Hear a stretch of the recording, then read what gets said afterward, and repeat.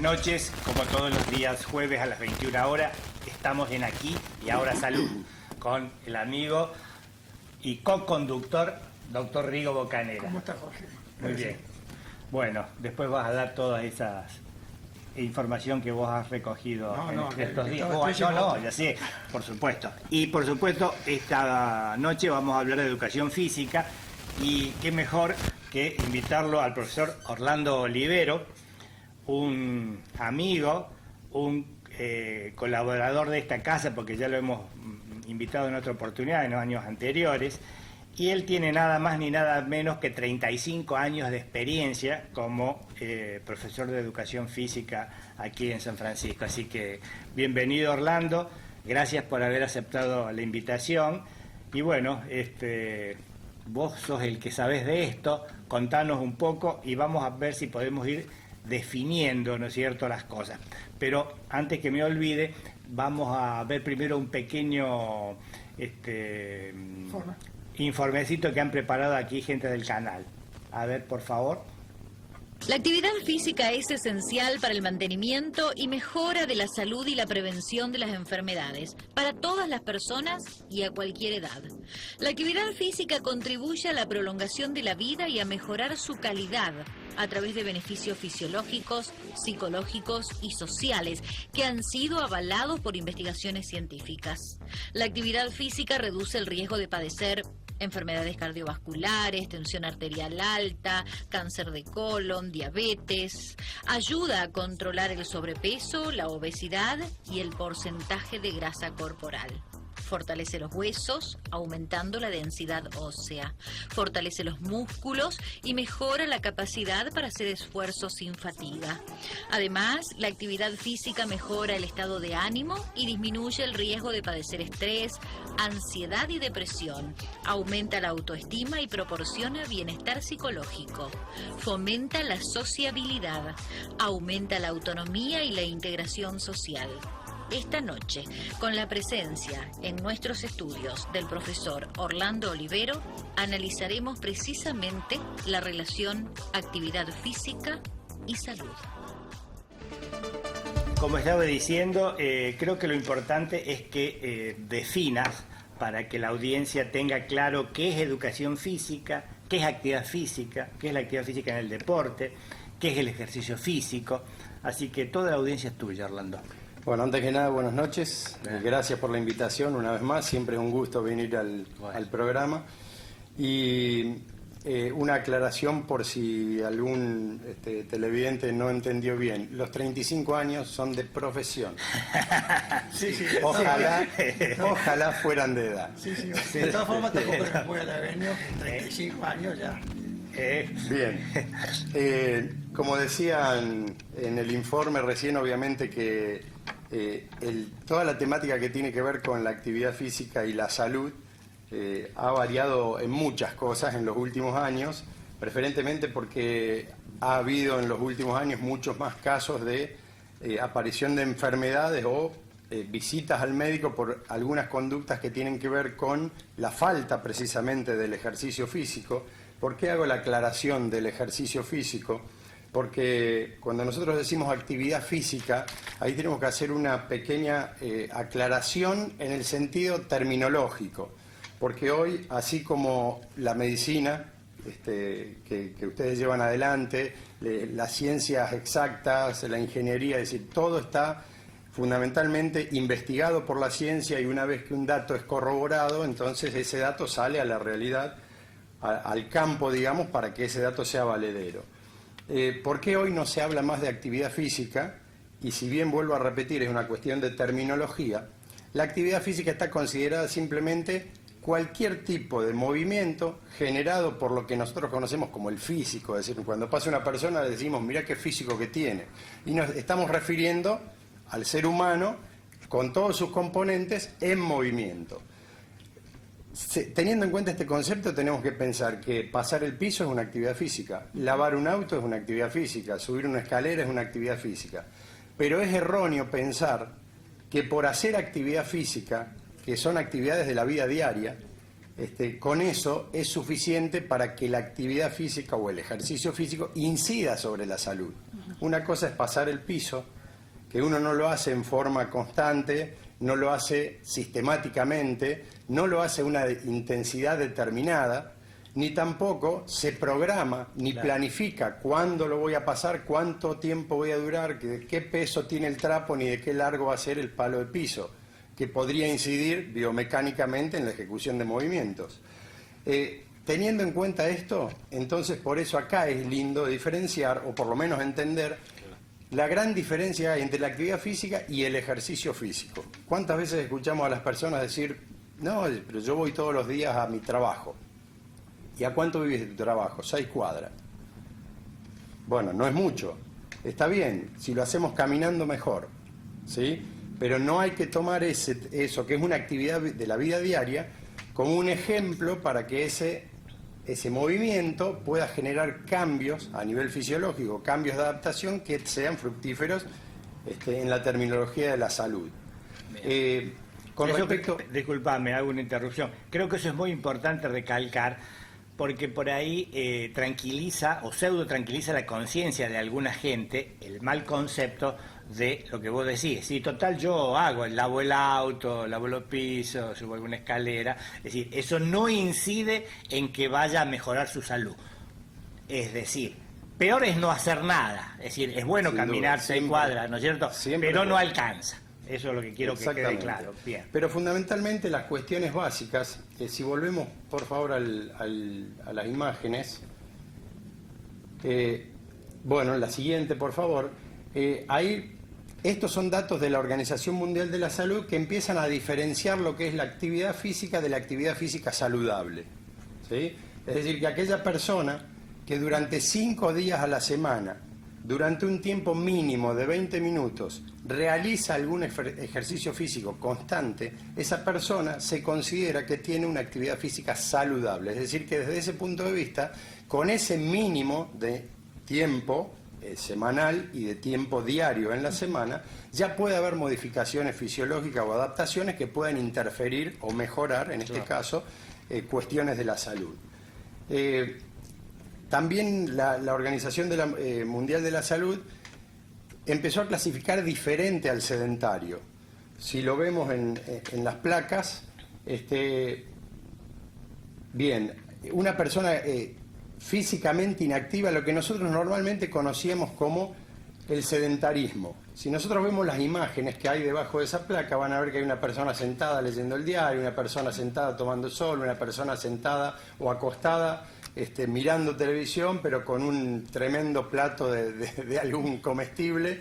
Es decir, entonces la persona que es físicamente inactiva es aquella que tiene absolutamente cero de actividad física, pensando en la actividad física que sea, porque una persona que tiene esa tendencia ni siquiera realiza las condiciones básicas de la actividad física, porque a lo mejor no pasa el piso porque tiene una empleada, porque a lo mejor no sube una escalera porque tiene una casa de planta baja. Entonces, a veces las mismas condiciones de vida hacen de que esta cuestión tenga que ver con me convierto en sedentario porque la situación de mi vida así lo hace. Entonces ahí es donde empieza la cuestión de revertir, ¿no es cierto?, pensando en que nuestra capacidad de movimiento tiene que ser pasada de la actividad física al ejercicio físico. ¿Y qué características tiene el ejercicio físico? Tiene que ser planificado, punto 1, y fundamental. Si no es planificado, no se puede decir, bueno, hoy hago esto porque se me ocurrió, porque me gustó.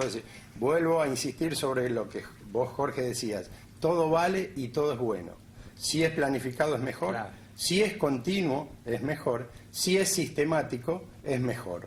Entonces, si el ejercicio contempla estas 3 cuestiones básicas, entonces estamos ante una demanda de movimiento que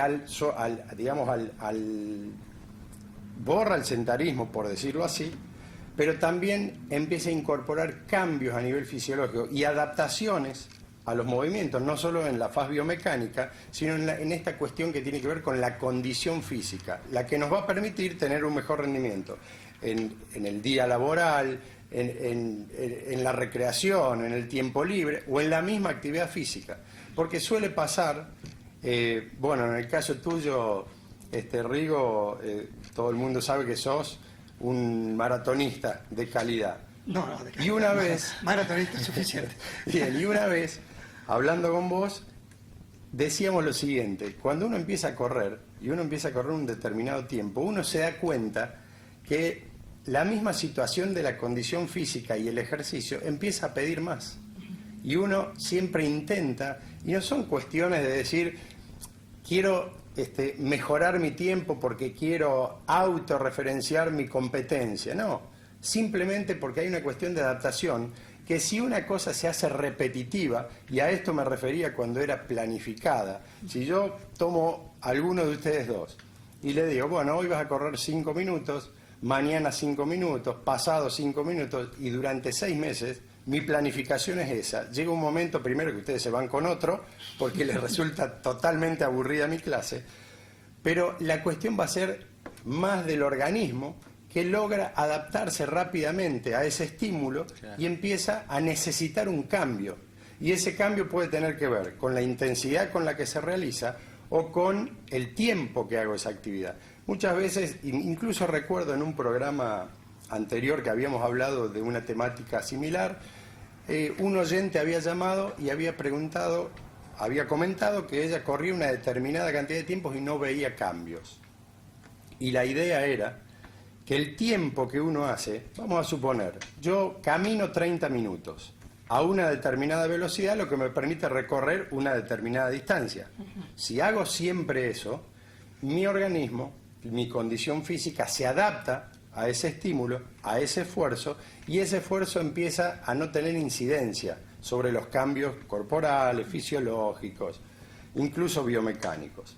Entonces, tenemos variables. ¿Cuál será la variable? Caminar más rápido, en la misma distancia, mantener la velocidad de caminata en una distancia mayor o variar ambas. Claro. ¿Tá? Entonces, cuando nosotros empezamos a jugar con esas variables, y esas variables son planificadas, obviamente, entonces todos los estímulos que son cambiantes y variables producen mejoras en el acondicionamiento físico desde el punto de vista de la adaptación fisiológica de esos cambios. Entonces, la idea es, punto 1, no hacer siempre lo mismo. Punto 2, variar las situaciones de los componentes, como los que decía recién, distancia, tiempo, intensidad. Incluso variar también la actividad, porque la monotonía, hoy en día, con la realidad que vivimos todos, y que tiene que ver muchas veces con un agotamiento mental respecto de todas estas cuestiones que estamos viviendo, que me alcanza, no me alcanza, que el trabajo, que más horas, que dónde, que busco, que tengo que pagar esto, que me aumentó esto. Y esta situación hace que la gente esté agotada primero mentalmente, y eso se transfiere sin duda a un agotamiento físico, o al menos a la imposibilidad de que este agotamiento psíquico me permita al menos tener una motivación para empezar una actividad. Todo se revierte obviamente con la actividad física constante. Orlando, un comentario para que vos a su vez comentes y una pregunta. Mencionaste cuando definías este ejercicio físico, lo de la continuidad, la sistematicidad, la cantidad de veces, digamos, la frecuencia vendría a ser. Y se me ocurría, vos que sos profesor de educación física en colegios, ¿no? Qué paradoja, ¿no? Porque estamos diciendo que ejercicio físico es todo aquel que se sistematiza, que tiene una determinada frecuencia y demás. Y desde que yo me acuerdo de esta parte, la cantidad de horas dedicadas durante la infancia y la adolescencia en los chicos en el ámbito educativo, a lo sumo son 1 hora 2 veces por semana, ¿no? Me parece que hay una contradicción en sí mismo. Total. De eso, ¿no? Primero. Y segundo, si no sé, a lo mejor lo vas a hacer más adelante, porque hablaste de ejercicio físico y te iba a preguntar cuál es el paso hacia el entrenamiento físico, cuál es fundamentalmente la diferencia. Claro, es correcto, es muy correcto, incluso diste el ejemplo de lo que tiene que ver con el nivel medio. El nivel secundario es el que tiene 2 estímulos de 60 minutos semanales. Claro. El nivel primario, el niño está en crecimiento, en esa etapa de maduración, crecimiento y desarrollo, donde debería el deporte y el ejercicio físico estar presente a diario. Solo tienen un estímulo semanal y ni siquiera de 60 minutos. en algunos casos llega a 40 con suerte, 45 como máximo. Entonces estamos hablando de que ni siquiera se dan los procesos básicos de la adaptación. Es decir, lo que yo trabajo hoy, que es jueves, hasta el jueves que viene, no se estimula más, entonces el efecto logrado en la clase de hoy no tiene ningún sentido para la clase siguiente. ¿Tiene que haber un máximo de cuánto entre sesión y sesión para que exista efecto entrenamiento? Eso tiene que ver fundamentalmente con qué capacidad se trabaja. Nosotros sabemos que todos tenemos capacidades físicas y esas capacidades son la resistencia, la fuerza, la velocidad y la flexibilidad. Si hablamos de las capacidades condicionales, cuando se dice que una capacidad es condicional, eso se refiere a que esa capacidad es susceptible de ser modificada a través del entrenamiento deportivo. ¿Está? Porque también tenemos capacidades coordinativas. La coordinación en sí, los mecanismos de coordinación, la capacidad de adaptación, la capacidad de cambio, la capacidad de referencia, es decir, son situaciones que es más difícil que sean modificables. Están en el entrenamiento deportivo porque son parte de los componentes de cuestiones técnicas. Cuando nosotros en el deporte enseñamos técnicas deportivas, un salto en atletismo, un lanzamiento en básquet, un remate en vóley, esa gestualidad técnica tiene condiciones que han sido estudiadas biomecánicamente para que en el referente de la realización pueda ejecutarse. Primero, que sea efectivo, que sea del mejor rendimiento posible, pero fundamentalmente con la menor economía de esfuerzo. ¿Está? Entonces, eso ya tiene que ver con lo deportivo. Cuando recién me preguntabas esto de la planificación, se empieza a trabajar porque la adaptación fisiológica en los cambios, en cada una de las capacidades, mencionaba recién cantidad de estímulos. Por ejemplo, la resistencia se puede trabajar a diario, pero la resistencia ya no está más vista como la veíamos nosotros. Lo digo por mí también, porque yo hace 30 años o un poquito más que me estaba recibiendo y solamente habíamos estudiado la resistencia aeróbica y la resistencia anaeróbica y no existía otra resistencia. Para nosotros o era anaeróbica o era aeróbica y había un método para entrenar la aerobiosis y un método para entrenar la anaerobiosis. Hoy la resistencia aeróbica está dividida en 5 partes, que son el regenerativo, el subaeróbico, el superaeróbico, el máximo consumo de oxígeno y el umbral. Se le llama umbral porque ese es el piso que va a hacer el cambio entre la resistencia aeróbica y la resistencia anaeróbica, donde después tenemos la tolerancia al lactato, tenemos la potencia anaeróbica a lactasia y la potencia anaeróbica a lactasia. Estamos hablando de 9 divisiones contra 2 divisiones de hace 30 años atrás. Entonces hoy querés entrenar una determinada área funcional se le denomina a cada uno de estas partes de la resistencia. Y cada una de esas partes se entrena de manera diferente. Por eso, decías muy bien, ¿en qué momento se pasa de lo que es el ejercicio físico, la actividad física, al entrenamiento? Cuando esa planificación persigue un objetivo de rendimiento. No importa qué deporte. Puede ser el vóley, puede ser el básquet, puede ser un deporte individual como el atletismo, puede ser el hockey sobre césped, no importa el deporte. Lo importante es el objetivo que se tiene para llevar adelante. Es decir, yo avanzo en este deporte en la medida que tengo un objetivo claro. ¿A dónde quiero llegar?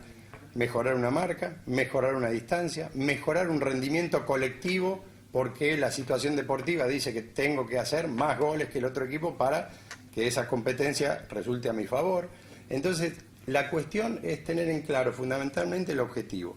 Si obviamente está claro el objetivo, estamos hablando de que esa persona eligió un deporte específico y ya está en ese deporte específico.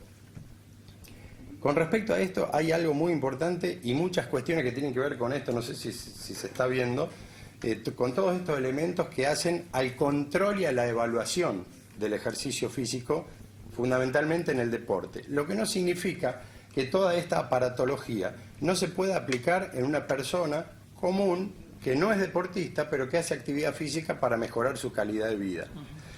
Vamos a ver, no sé cómo ustedes tienen previsto el vamos programa. a hacer un primer corte porque estamos en hora. Le recordamos a los televidentes que cualquier duda que tenga, que está siempre abierto el número 436-555, es decir, 436-555, que es el número del canal, así que las preguntas que quieran hacer, el profesor Olivero seguramente se las va a poder contestar. Así que muchas gracias por la atención, gracias Orlando, y nos vemos en un ratito.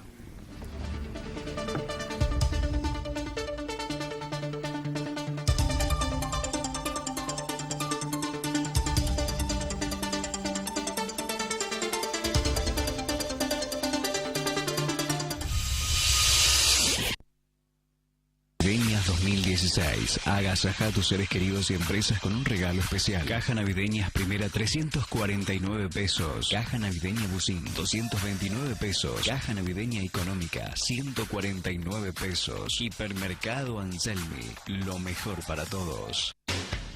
Contacto Directo, la mejor compañía de la mañana. Música, información y curiosidades con la conducción de Maricel Perrone. Contacto Directo, lunes a viernes desde las 8 por Canal 4 y FM Contacto.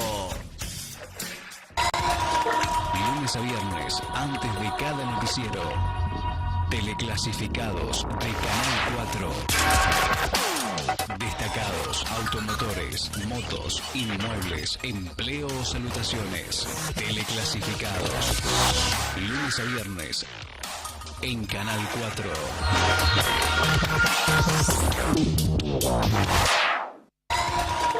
Lunes a viernes, antes de cada noticiero. Teleclasificados de Canal 4.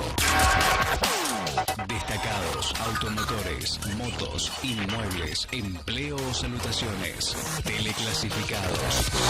Lunes a viernes en Canal 4.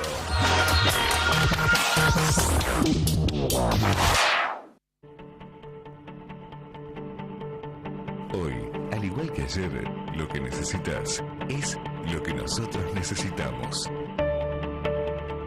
Día a día, como todos los días, ayudándote, acompañándote, a lo largo de toda tu vida.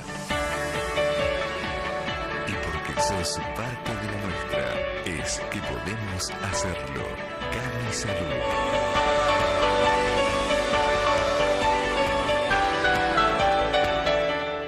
50 años juntos. Contacto Directo, la mejor compañía de la mañana. Música, información y curiosidades con la conducción de Maricel Perrone. Contacto Directo, lunes a viernes desde las 8 por Canal 4 y FM Contacto.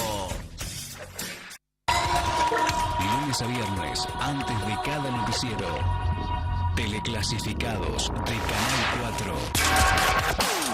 Destacados, automotores, motos, inmuebles, empleo o salutaciones. Teleclasificados. Lunes a viernes en Canal 4.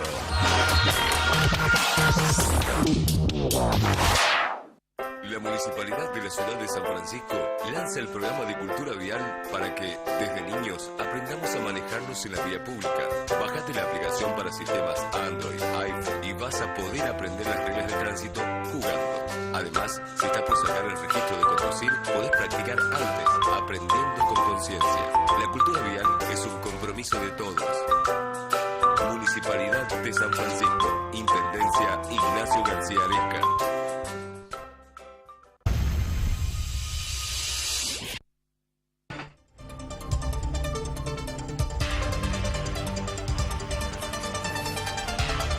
Orlando nos ha traído para mostrarnos una serie de elementos, así que por favor... Perdóname, Jorge, discúlpame. Tenemos una llamadita. Ah, bueno, ok. Tengo 77 años. Quiero saber si es lo mismo practicar actividad física 30 minutos diarios o 10, 10 y 10. Gracias. Bien, es una excelente pregunta. ¿Por qué razón? Estamos hablando de dos situaciones de resistencia. No sé cuál es la actividad que plantea el televidente que llamó, no importa cuál, pero acá estamos ante dos situaciones totalmente diferentes. Una donde el ejercicio se hace en forma continua, es decir, hago 30 minutos continuados, y la otra es donde ese tiempo lo puedo dividir Y eso quiere decir que en el medio aparecen pausas. Yo puedo hacer el mismo tiempo, 30 minutos continuados, o 3 veces 10 minutos. Pero para poder hacer 3 veces 10 minutos, yo necesito 2 pausas en el medio. Hago ejercicio durante 10 minutos, una pausa, hago ejercicio 10 minutos, otra pausa y completo los 10 minutos restantes. Lo importante de esto es variar la intensidad. Porque si a la misma intensidad que yo hago los ejercicios durante 30 minutos continuos, lo voy a hacer en 3 veces de 10 minutos, no va a haber modificación. ¿Por qué me puedo permitir o dar el lujo de variar la intensidad? Precisamente porque hay 2 pausas en el medio. Entonces, si hago la actividad durante 30 minutos, la voy a hacer a una determinada intensidad que me permita realizarla desde el minuto 0 al minuto 30 sin agotamiento físico. Claro. Ahora, si yo voy a dividir esos 30 minutos en 3 veces de 10, yo voy a tener que aumentar la intensidad, porque va a haber una pausa, y en todas las pausas siempre lo que se hace es una adaptación a la recuperación. Claro. La pausa que a veces nosotros creemos, o muchos piensan que está descansando. A veces, en algunos sistemas de entrenamiento, la pausa es más importante que el trabajo mismo. Porque la pausa tiene, o puede, o debería tener distintas duraciones en función de la intensidad a la cual voy a trabajar esos 10 minutos. La respuesta, sintetizando, si hago 30 minutos, tengo que hacerlo una intensidad en la cual, cuando yo termine los 30 minutos, yo sienta el agotamiento físico de haber trabajado durante forma continua 30 minutos de un determinado ejercicio. Continua y sostenida. Y eso es lo que hace la intensidad. Claro. Si yo lo trabajo en 3 sesiones de 10 minutos, tengo que aumentar la intensidad en cada una de las sesiones para que esta pausa, ¿sí?, se referencie como una pausa activa, en lo posible hacerla activa, es decir, no sentarme, sino seguir haciendo algún movimiento más suave, algún tipo de movimiento de elongación, para que eso también sea eficiente en la serie que sigue. ¿Sí? Bien. O sea, la intensidad es la clave. Como respuesta concreta sería, la pregunta era, ¿es lo mismo hacerla? ¿Es lo mismo en tanto se respeten las características de cada una? De la intensidad. Es decir, es lo mismo en tiempo. ¿Sí? No debería ser lo mismo en cuanto a la intensidad del trabajo. A ver si yo hago una pregunta sobre la pregunta y con un ejemplo práctico. En el caso de hacer bicicleta fija, ¿no es cierto? Uno hace 30 minutos, supongamos, a una carga, ¿no es cierto? 30 minutos. Como vamos a tener pausa, si hacemos 10 minutos, supongamos a una carga de, bueno, nosotros que hacemos ergometría decimos de 300 kilogramos, ¿no es cierto? Después, los segundos 10 minutos tendríamos que hacer, supongamos, a 450 kilogramos, con una pesita más. Sí. Y la tercera con una más, así es. Claro, como lo que ustedes definen en kilogramos, sí, que eso está evidenciado porque ustedes cuando hacen este tipo de estudios aumentan de 150 en 150, exacto. ¿Cierto?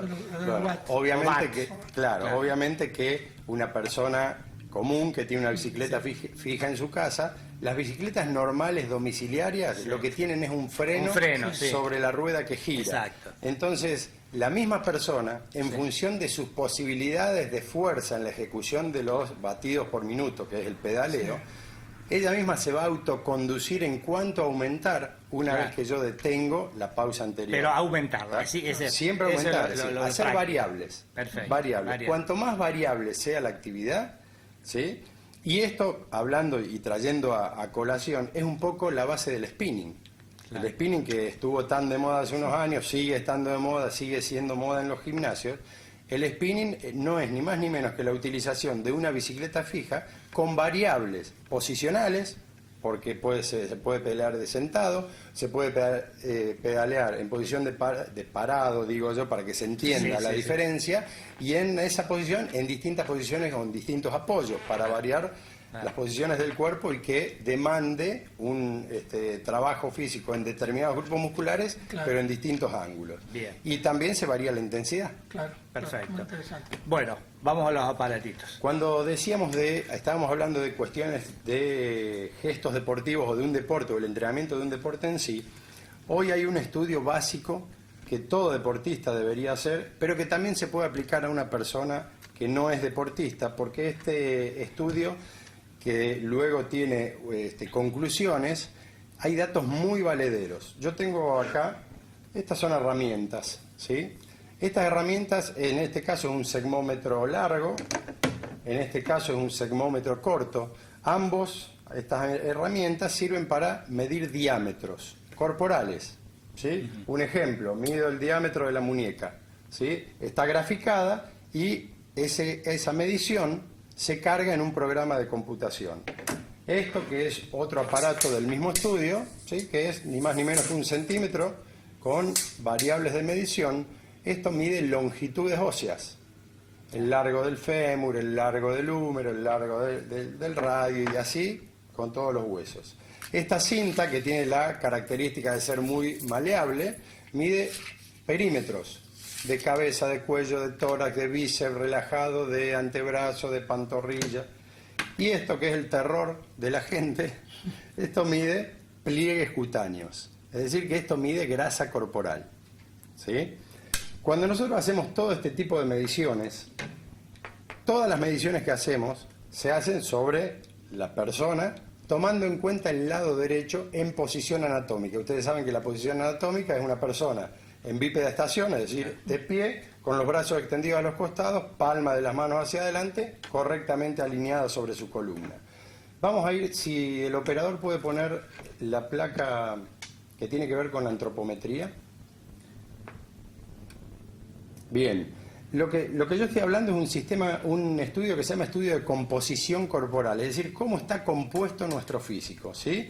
Se le denominan evaluaciones antropométricas, porque fundamentalmente lo que se determina es el biotipo constitucional de una persona.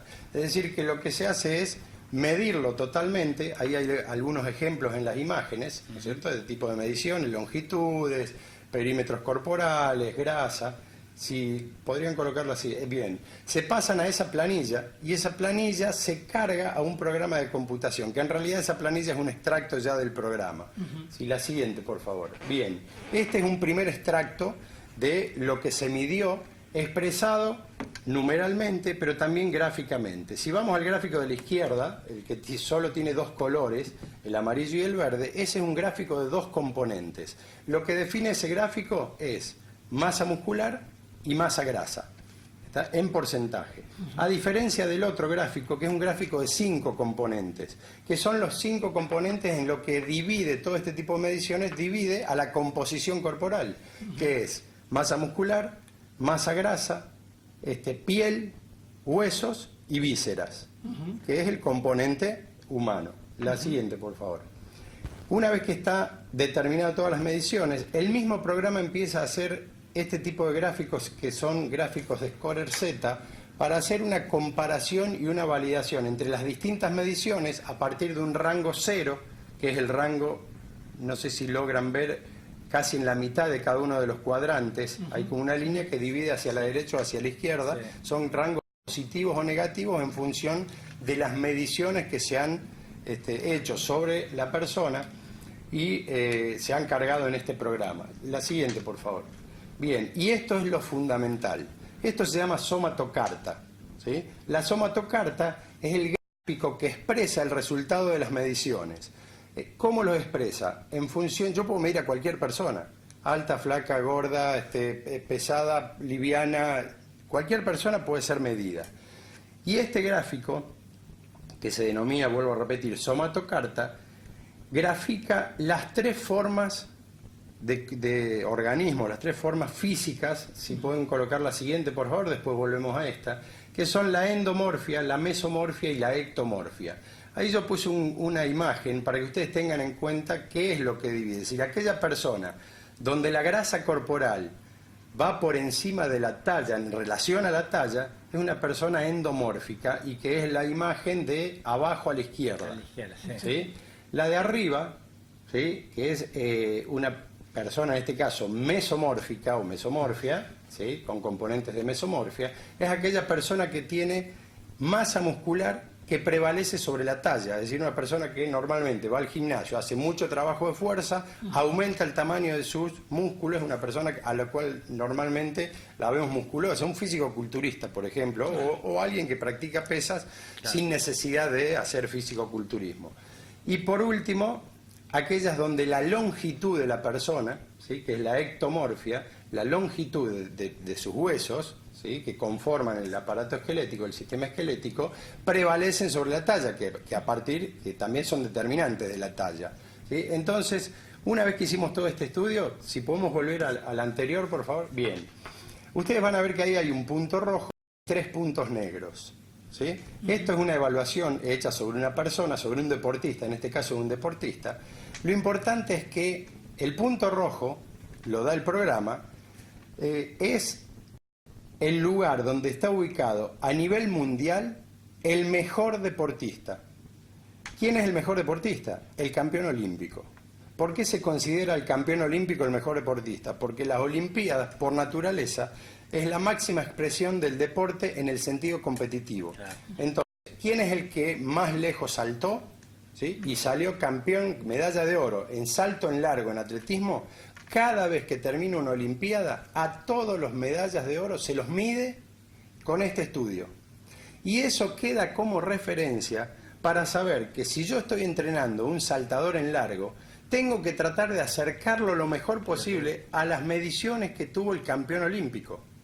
Si en este caso, en la imagen, vemos las 3 marcas en negro, son las 3 evaluaciones realizadas sobre este deportista. ¿Qué tiene de importante? Que las 3 están en el mismo cuadrante. Está cerca, por lo menos. Claro, porque lo importante es decir, si el mejor del mundo tiene condiciones mesomórficas, y yo le hago las mediciones a mi atleta, también tiene condiciones mesomórficas, va a ser más fácil que tenga las condiciones para ser mejor en ese deporte. Llevado al extremo, discúlpame que te interrumpa, ¿podrías vos decir, no te gastes porque no vas a llegar nunca? Si el campeón mundial del atletismo tiene condiciones mesomórficas y vos estás entrenando a un individuo con condiciones ectomórficas, y el campeón mundial tiene condiciones mesomórficas, ¿le aconsejás que deje de hacer esfuerzo? Nunca, jamás en la vida le vamos a aconsejar a nadie que deje de hacer esfuerzo. No, que deje de hacer ese tipo de esfuerzo, que se dedique a otra cosa. Exactamente. Que se dedique al tenis. Y tampoco le diríamos dedicarte a otra cosa, pero la cuestión básica es esta. No, yo te la voy a responder como tal. Acá hay una cuestión muy sensible, pero muy limitante también. Porque de los 5 componentes que yo mencioné antes, músculo, grasa, huesos, piel y vísceras, solo 2 son entrenables. Y solo 2 son modificables. Entonces, si a mí me tocó un deportista que es ectomórfico, pero el campeón mundial es mesomórfico, es muy difícil que yo lleve a un ectomórfico a mesomórfico. La longitud de los huesos son la longitud de los huesos. Exactamente, yo no puedo cambiar la longitud de los huesos. Claro. No puedo cambiar el peso de piel. O el peso en vísceras. Sí puedo modificar la masa muscular y también puedo modificar la masa grasa. Entonces, en la medida que la relación masa magra, masa grasa me permita llevar a mi atleta lo más cerca, porque lo ideal en ese gráfico de somatocarta es el centro. Claro. El centro es la persona perfecta. No existe nadie que llegue exactamente al centro. Incluso porque nosotros dejamos de entrenar. Ni Jesse Owens. No. En este caso, si esos 2 componentes que son factibles de ser entrenados y modificados me permiten acercar, entonces yo voy a seguir haciendo el esfuerzo. Claro, obviamente que vamos a buscar. Es más, cuando nosotros hacemos este tipo de estudios y no aplicamos solamente el deporte que a la persona le interesa, porque ese punto rojo que veíamos en la somatocarta era de ese deporte. En ese caso, ese alumno es un basquetbolista. Si yo coloco, porque yo tengo un listado, el programa tiene, mejor dicho, un listado de deportes, que yo los arrastro, ¿sí?, hacia adentro y se coloca en función de las mediciones del campeón olímpico. Entonces yo voy a colocar un sinnúmero de deportes y le puedo decir a esa persona, mira, a vos te gusta el básquet, pero tus condiciones físicas, tu biotipo constitucional no demanda, ni siquiera se adapta a las condiciones que hoy tiene la morfología del básquet. El básquet hace 20 años atrás tenía un promedio de altura de 1,90 m. Hoy el promedio de altura es 2,4 m. Entonces, evidentemente que todo ha cambiado para el básquet, incluso hasta los sistemas de juego y hasta las dimensiones de la cancha han tenido que cambiar. Entonces, ¿qué le podemos decir a esta persona? Mira, para el básquet es muy difícil que puedas llegar a las condiciones para competir. Pero mira todos los deportes en los cuales podés andar. y le podemos mencionar todos los deportes en los que él, de acuerdo a su biotipo constitucional, podría adaptarse mejor. Y de esa manera entrenarlo para eso. Obviamente, después a esta persona le tendrá que gustar otro deporte y cambiar su sentido, pero esto es una variable muy importante porque quizás está permitiendo no perder demasiado tiempo a alguien en un deporte en el cual no serviría. Qué interesante, ¿no? La verdad que... Es decir, que es muy interesante porque realmente, es decir, quizás a lo mejor para un niño que empiece a practicar algún deporte, con alguna... Es decir, uno puede también como profesor de educación física inducirlo a que, no cambiarle el gusto, pero como decís, inducirlo, mirá, vos tenés aptitudes por tu biotipo a jugar al básquet y no para, qué sé yo, para jugar al tenis. Eso creo que es importante. Es importante. Y una aclaración también que más que aclaración es un dato que puede ser importante para entender este tipo de estudios. La escuela de fútbol del Barcelona, ¿sí? Del Club Barcelona, del Club Español, el programa que tiene es de composición corporal desde el inicio, de los más chiquitos a los 5 años, y lo que van haciendo es conducir de manera controlada entre estudios de composición corporal, nutrición y entrenamiento para tratar de llevar desde pequeños la modificación y adaptación del físico a ese deporte. A ese deporte. Claro. Este programa que tiene el Barcelona, que lo sigue aplicando el día de hoy, también lo tiene River en Argentina. Y lo aplicaron muchos clubes también. En el caso de los clubes más grandes, empezaron a aparecer los fisiólogos en los clubes que antes no estaban. Empezaron a aparecer los licenciados en nutrición o los médicos especialistas en nutrición que antes no estaban. Y empezaron a aparecer todo este tipo de estudios, que en definitiva este tipo de estudios es gracias a la tecnología. Es decir, la ciencia estudia, ¿sí? Y la biotecnología genera este tipo de aparatologías para que puedan medirse lo que la ciencia estudia. Y de esta manera hacer de mayor validez este tipo de entrenamientos, ¿no? Iba a hacer una aclaración. Estamos hablando de aquel que persigue un objetivo muy alto, ¿no?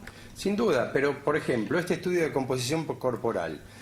Venís, Rigo, vos mañana y me decís, mira, yo corro, pero quiero saber mis condiciones físicas. Sí. Y este estudio lo puedes hacer perfectamente. Obviamente que si es para un deportista le va a ser más útil, pero no quiere decir que este estudio no se lo puede hacer cualquier persona. Estoy totalmente de acuerdo. Es más, yo tenía ganas de hacérmelo ya. Pero no, me refiero cuando uno dice, bueno, mira, tenés todo esto para elegir, mejor que no pongas esfuerzo en este tipo de deporte. Ese cambio tan drástico de un deportista a otro tipo de deporte, si él realmente persigue ser muy, muy bueno en algún deporte. Sin duda. Por eso hablaba de los objetivos. Claro. Cuando los objetivos están claros, ¿sí? Todo se hace más fácil.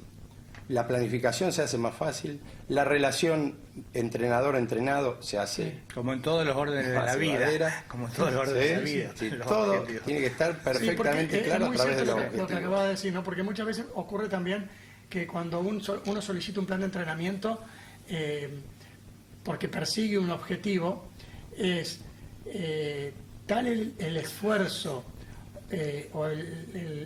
tal el esfuerzo que tiene que poner en ese entrenamiento, que como que se desvirtúa el objetivo, porque digamos, uno la tiene que pasar bien en el mientras tanto para lograr este objetivo. Porque creo yo que si uno la pasa mal en el mientras tanto para lograr este objetivo, se desvirtúa justamente el sentido del por qué querés lograr esto. No sé cuál es tu opinión. No, sin duda. Yo, está bien, vengo de la docencia, fundamental, en el sentido de entender los objetivos, qué hay que hacer para llegar a un objetivo y fundamentalmente qué tiempo me va a llegar a ese objetivo. Y los tiempos de una escuela no son los mismos, primaria por ejemplo, no son los mismos que el tiempo de la escuela secundaria, porque los actores principales que son los alumnos son distintos. Su biomorfología, su condición física, su desarrollo es distinto. Si a ese alumno lo sacamos y lo ponemos en un club, la condición del entorno va a ser distinta, el objetivo va a cambiar, va a variar, sus tiempos van a ser distintos. Si nosotros sabemos que para llegar a un objetivo a largo plazo tenemos primero objetivos de mediano plazo, que son totalmente concretable siempre y cuando vayamos logrando metas anteriores. Entonces, evidentemente, el camino sí nos lleva a largo plazo. Me acabo de acordar este momento y no tengo un libro. Yo cuando empecé a correr, me compré un libro escrito por un fisiólogo canadiense y un entrenador en corrida, en running, inglés, que el papá del primer medallista olímpico inglés. No me acuerdo el nombre de los dos, del canadiense. El papá empezó a entrenar al hijo para ser medallista olímpico, que lo logró a los 27 años, lo empezó a entrenar a los 11, con el objetivo puesto en los 29 años, y lo logró a los 27. Pero yo digo, qué locura cuando me puse a leer el libro, que alguien programe desde los 11 años a los 29 años. Vos sabés, Río, lo que contás, más allá de lo anecdótico, tiene que ver con una cuestión que estudió la ciencia, ¿sí? Nosotros en Argentina estamos tan errados con la planificación deportiva, porque queremos campeón a los 14 años, ¿sí? Y después a los 18 no tenemos de dónde sacar gente para completar un equipo. Claro. Y pasa en nuestra ciudad, pasa en nuestra ciudad. Hoy tenemos en determinados deportes, en la base, 1.500 chicos que compiten todos los fines de semana, y resulta que cuando ese chico cumplió 17 años, hay 4 clubes que participan de una liga, que se cansan de jugar entre ellos, porque la mitad se perdieron en el camino. Claro. ¿Pero por qué razón? Porque se hace un mal trabajo de progresión y de respeto de las leyes de maduración, crecimiento y desarrollo en relación al deporte. Claro. Entonces se apuran todos los procesos se apuran. ¿Cuál es el resultado? Primero, que llega a los 13 años, cuando debería empezar a entrenar, porque ahí tiene las condiciones hormonales, y ustedes saben más de esto, aptas para ser entrenadas, ¿sí? Obviamente como complemento de todo un proceso fisiológico. A esa edad el chico ya está harto, porque le han exigido lo que no deberían a una edad que no correspondía. La ciencia dice que los mejores resultados en el rendimiento deportivo se dan entre los 23 y los 29 años. Y esto tiene que ver con la anécdota que vos contabas. Si nosotros vamos a hacer un estudio olímpico y hacemos un estudio de etario, es decir, de las edades de los distintos deportes, vamos a ver que no difiere de eso. Rara vez, incluso en la última Olimpiada, hemos visto en la gimnasia artística que Rusia y otros países ya empezaron a poner gente demasiado chica, 14, 15, ¿sí? La gimnasia deportiva tiene una condición muy rara, si se quiere, ¿no? Porque incluso rara y deshumanizante, porque a los deportistas de élite en esa disciplina a veces le inyectan hormonas que hacen hacen regresivo el crecimiento o lo detienen, porque en ese deporte es conveniente ser de una talla muy pequeña, porque la técnica a ojos vista de los jueces, la elegancia gestual, ¿sí? Se aprende mucho más rápido. Vayamos al caso específico, Simone Biles, que fue la revelación estadounidense en la última Olimpiada en todas las disciplinas. En viga de equilibrio, en barras asimétricas, en suelo, en gimnasia artística, individual y en equipo, mide 1,48 m. Entonces, la verdad que hay cosas que están totalmente distorsionadas. Bueno, eso como ejemplo de lo que venías de hablar. Qué lástima que suceda eso, ¿no? Sobre todo para el desarrollo, digamos, como ser humano de un niño, de un adolescente que sea tan exigido y que lo echa a perder incluso como futuro deportista. Realmente... Sin duda. Recién me comentabas, y trayendo a colación esta aparatología, hace años atrás, y vos lo habrás sabido si has leído ese libro, los controles de rendimiento, fundamentalmente en aquellas actividades aeróbicas como la maratón, se hacían a través de las pulsaciones por minuto. Sí. Las pulsaciones por minuto parecía ser la gran solución del entrenamiento deportivo. Hoy se sigue usando. Lo que pasa es que nosotros, ¿cómo conocimos la medición de pulsaciones? A través de métodos de digitopalpación, pulsaciones carotídeas, pulsaciones radiales. En la digitopalpación puede haber un error de conteo tremendo. No podemos estar contando un minuto, porque la mente se hace repetitiva y constante, por tanto podemos contar de más o de menos. Entonces empezó a reducir los tiempos. Entonces terminábamos contando 6 segundos. Multiplicado por 10. Claro, multiplicado por 10. Pero si yo me equivocaba en un conteo, por 10 son 10 el error. Pero ¿qué pasa? 10 en un minuto, porque las pulsaciones por minuto. Claro. Si yo hago un entrenamiento de 2 horas, ¿cuántas pulsaciones son? Claro. Y hoy las pulsaciones, mejor dicho, antes las pulsaciones definían qué área funcional estaba trabajando. Si yo quería trabajar con más intensidad o menos intensidad, medía pulsaciones y me daba cuenta. En el año 80 y chirolas, yo tenía a mi cargo una tenista internacional de San Francisco que competía a niveles internacionales. Se la puede nombrar, Gabriela Mosca, todos se acuerdan de Gabriela Mosca. Cuando nosotros le hacíamos mediciones a Gabriela, ella fue la que me trajo de Estados Unidos el primer pulsómetro. ¿Sí? Este fue mi primer pulsómetro que tenía, se coloca como un reloj y se colocaba el dedo aquí. ¿Cómo medía pulsaciones esto? A través de rayo infrarrojo. Claro. El problema es que las pulsaciones cardíacas, ¿sí?, cuanto más cerca del corazón, más exactas. En el dedo había error de medición. Así todo esto era muchísimo más certero que la dígito-palpación. Después salieron otro tipo de relojes, que son esto, que va con esta cinta, que son muy conocidos. Son los famosos pulsómetros. Esta cinta va colocada en el pecho, ¿sí? Este pecho le envía, esta cinta colocada en el pecho le envía información al reloj y tengo conteo constante. Es constante. Incluso los relojes tienen ahora 100 memorias, tienen GPS para medir distancia. Esas memorias después se bajan a un programa de computadora y yo puedo graficar en función de la cantidad de pulsaciones de mi entrenamiento de hoy, porque aparte lo puedo graficar por tiempos. Atendiendo a la pregunta de la televidente, es decir, si yo me programo hoy que quiero saber la cantidad de pulsaciones que tengo, cada 5 minutos yo lo programo y entonces yo, una vez que baje los datos, voy a saber cómo fue la regresión o la progresión de las pulsaciones. Y miren lo que les digo, hoy no se usan más las pulsaciones. Las pulsaciones no se usan más para determinar, y más si hablamos de alto rendimiento. Les contaba la anécdota sobre Gabriela Mosca. Cuando a Gabriela Mosca le medíamos lactato, a lo mejor la gente no entiende qué es el lactato, pero el lactato es un residual, ¿no es cierto?, de un esfuerzo físico. Cuando nosotros hacemos un esfuerzo físico, gastamos energía. Lo voy a explicar a lo campechano, ¿sí? Ese gasto energético tiene un residual. Ese residual es el lactato y ese residual se acumula en sangre. Cuanto mayor cantidad de lactato tenemos en sangre, más fatigados estamos, más dolores corporales tenemos y menor rendimiento podemos evidenciar. Entonces, apareció la ciencia otra vez para determinar que las mediciones de lactato son mucho más exactas que la utilización de las pulsaciones por minuto en el entrenamiento.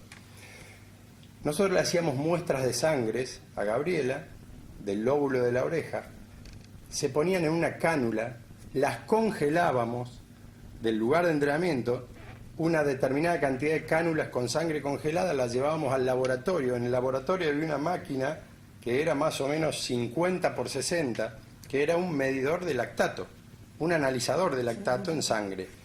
Pero ese analizador de lactato no se podía mover, porque si se movía se desequilibraba, es decir, que no se podía llevar al campo de entrenamiento, ¿sí? Entonces había que esperar. Obviamente, congelar la sangre, trasladarla, llevar al estudio, y el estudio me lo daban 24 horas después. Entonces, si yo estaba errando en la planificación del entrenamiento, me enteraba 24 horas después, cuando el entrenamiento ya terminó. Miren esto. Esto es un analizador de lactato, ¿sí? Lo que antes era una máquina que no se podía mover, hoy esto se lleva en el bolsillo. Este analizador de lactato, ¿qué mide? Lactato en sangre. ¿Cómo lo mide? Tenemos estas pequeñas, no sé si la cámara lo alcanza a tomar, son tiras reactivas, ¿sí? Esta tira reactiva se coloca aquí, en ese lugar, marcado en blanco, no sé si lo alcanzan a ver, ¿sí? Ahí se coloca una pequeña gotita de sangre, que se extrae del lóbulo de la oreja, ¿sí? Se extrae, se coloca la gotita de sangre acá, y en 13 segundos tengo el valor del lactato residual en sangre. ¿Está? Entonces, si antes yo tenía que esperar 24 horas, ya terminó el entrenamiento, nunca me enteraba si el entrenamiento había sido bueno, si había sido malo. Aquí está, aquí lo pueden ver. ¿Sí? Bien. Este es un analizador de lactato. Aquí en el puntito blanco, si lo pueden ver, ahí se coloca la gotita de sangre, se presiona un botón, un start, y lo que hace es, en 13 segundos, darme el valor de lactato. ¿Qué me permite esto? Si yo estoy errando porque planifiqué mal, yo con una sola medición, yo ya puedo modificar el entrenamiento que había programado para hoy. Si yo hoy me programé realizar 10 pasadas de 400 metros con 1 minuto de pausa, yo puedo medir lactato en cada una de las pausas y tener en referencia, porque el lactato se da, ustedes lo saben, en minimoles de lactato por litro de sangre. Entonces, en función de la cantidad, ¿sí?, yo voy a saber si me estoy saliendo o no del área funcional que quiero entrenar. Entonces, fíjense cómo, y esto es tecnología, es nada más ni nada menos que tecnología, que obviamente acelera todos los procesos. Antes tenía que esperar 24 horas, ahora en 13 segundos tengo el valor. Claro, qué bueno. Sí, son estas cuestiones que obviamente a nosotros, que por ahí estamos en el entrenamiento deportivo, obviamente nos acelera, claro, y nos mejora la calidad del entrenamiento también. Obviamente que para el deportista tiene siempre mejor rendimiento en menor tiempo. Muy bien. Una pregunta. Sí, escuchamos. El programa Aquí Ahora Salud, estoy mirando en este momento. Los ganglios que uno le sale abajo de la garganta, ¿qué especialista tiene que verlo? Eso me interesa mucho. Tuve un problema porque estuve 3 meses acá en un sanatorio. Cuando yo le pedía al mes, le pedía que me mande a Córdoba, que no sé qué esté conmigo. Bueno, como decimos siempre de aquí, primero a su médico clínico de cabecera.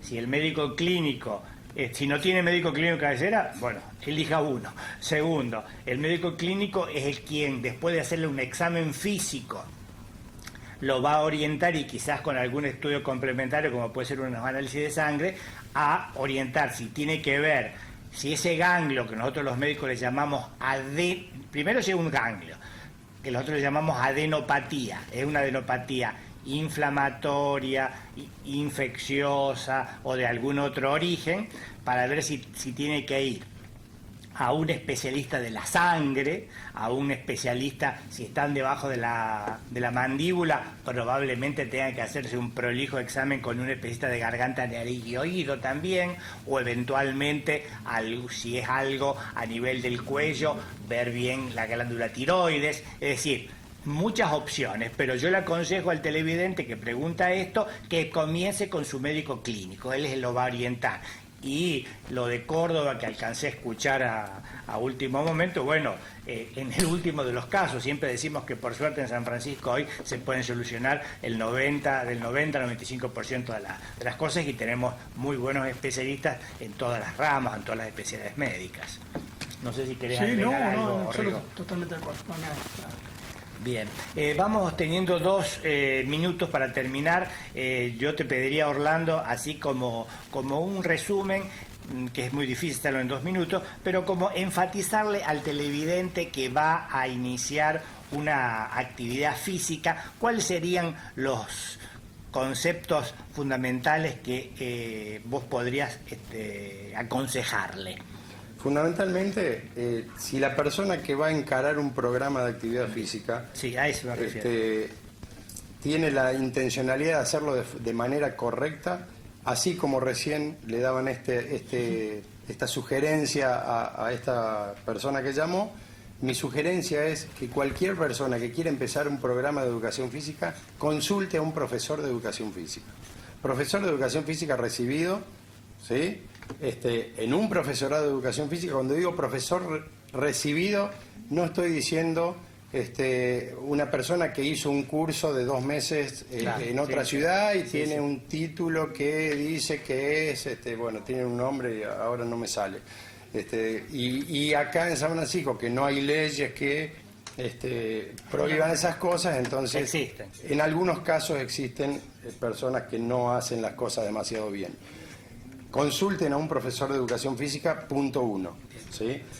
El profesor de educación física, así como recién decían ustedes, el médico lo va a orientar en función de una determinada cantidad de estudios. El profesor de educación física es la persona más certera para que a través de una serie de preguntas pueda determinar qué es lo que necesita, primero qué es lo que quiere lograr, hablábamos antes de los objetivos, y en función de lo que quiere lograr, qué es lo que necesita. Si la cuestión tiene que ver con condición física saludable, entonces este profesor que ve a esta persona, solo con verla, ¿sí? Porque no es lo mismo ver a una señora de 60 años que nunca hizo actividad física o a una señora de 30 años, ¿sí? Que tiene un historial deportivo importante. Son dos personas totalmente distintas, con un historial en lo físico totalmente distinto. Entonces, también va a saber diferenciar entre lo que necesita y fundamentalmente dónde ir. ¿Ah? Porque ese es otro tema. En el caso de la medicina no pasa. En el caso de la... No, también pasa. También pasa. También pasa, sí, también pasa. Es decir, por eso, acá la idea siempre es de la prevención, entonces, es decir, tener su médico de cabecera, tener un profesor de educación física serio, formado y con experiencia para consultar, que es el que mejor lo puede orientar antes de comenzar a hacer alguna actividad. Y como bien dijo, y los dos ejemplos que dio, no es lo mismo 60 años que 30, no es lo mismo alguien que ha hecho actividad o alguien que no ha hecho nada. Así que, es decir, como todas las cosas hay que hacerlas con seriedad. Orlando, inmensamente agradecido, creo que ha sido muy didáctico, se notan los 35 años de docencia, los 45 de edad, eso no se notan tanto, pero bueno, te agradecemos mucho, a ustedes también, que siempre nos siguen los días jueves, y el doctor Rigo, hará los aportes. Creo que a lo mejor podemos robar un minutito más de lo raro que pueda pensar, digamos, de tener un evento desagradable desde el punto de vista de la actividad física. Así, decirlo sin general. Comentábamos hace un rato, no recuerdo exactamente los números, pero por ahí cuando se le indica rehabilitación cardiovascular, que se los deriva a un profesor de educación física para que haga rehabilitación cardiovascular, que siempre existen los temores de que un paciente cardiópata que ha tenido un evento coronario o ha sido bypaseado, o le han puesto un stent y se lo deriva para rehabilitación, siempre existe ese temor de que suceda algo, ¿no? Y leíamos recién que, por ejemplo, existe una muerte cada 700.000 horas paciente de ejercicio de rehabilitación. O sea que es extremadamente raro que suceda algo, ¿no? Y puede también un paciente tener un infarto o un paro cardíaco que se encuentra entre 200 y 300.000 horas de ejercicio paciente para que ocurra esto. Realmente, para dejar también cierto grado de tranquilidad de que esa es la idea. El beneficio es mucho y el riesgo es muy bajo. Eso es lo que quería precisamente como colofón, es decir, que educación física y ejercicio físico hasta en los cardíacos. Sí. Y cuanto más mejor. Bueno. Gracias, Rigo. Y gracias a ustedes y buenas noches.